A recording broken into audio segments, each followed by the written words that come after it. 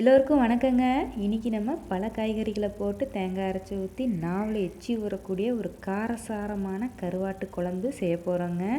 இந்த கருவாட்டு குழம்பு சாப்பிட்றவங்களுக்கு சளி இருமல் இதெல்லாம் எதுவுமே இருக்காதுங்க. எப்படி செய்கிறதுன்னு பார்க்கலாங்க. வாங்க வீடியோக்குள்ளே போகலாம்.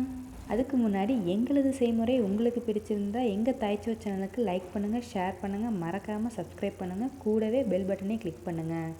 இன்றைக்கி ஒரு பாக்கெட் நெத்லி கருவாடு தலைக்கிள்ளி எடுத்து வச்சுருக்குறேங்க. இது கூட தேவையான காய்கறிகள் சுண்டல், பலாக்கொட்டை, வெங்காயம், உருளைக்கிழங்கு, ஒரு மூடி தேங்காய், கத்திரிக்காய், முருங்காய் எல்லாமே எடுத்துக்கிறேங்க. அதுக்கு முன்னாடி நம்ம கருவாடை சுத்தப்படுத்திக்கலாங்க. கருவாடு சுத்தப்படுத்துறதுக்கு கருவாடோட உப்பு மண்ணெல்லாம் இருக்குங்க. அதை சுத்தப்படுத்துறதுக்கு பழைய சோறு கொஞ்சோண்டு போட்டு நல்லா பிரட்டி எடுத்துகிட்டு சுடுதண்ணியில் போட்டு நல்லா கழுவி எடுத்துடலாங்க.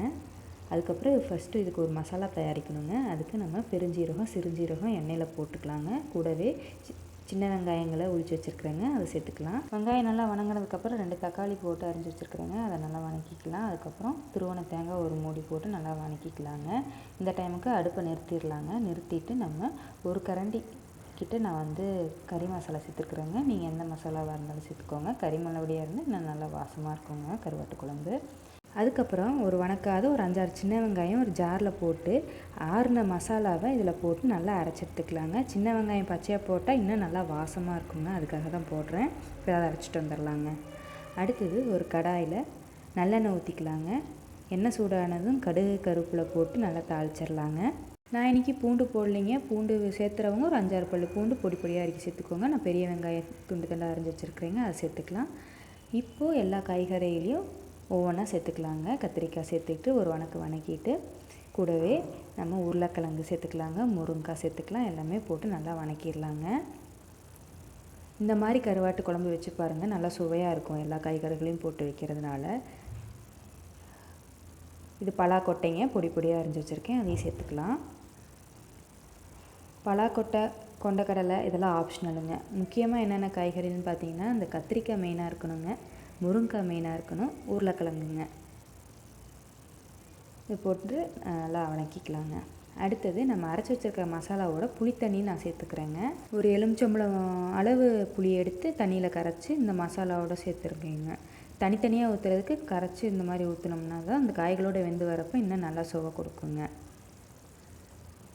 இப்போ நல்லா காயெல்லாம் நல்லா வணங்கிடுச்சுங்க. இந்த தருணத்துக்கு நம்ம அரைச்சி வச்சுருக்கிற மசாலா, புளித்தண்ணி எல்லாம் இதோட சேர்த்துக்கலாங்க. தேவையான அளவு தண்ணியும் ஊற்றிக்கலாங்க.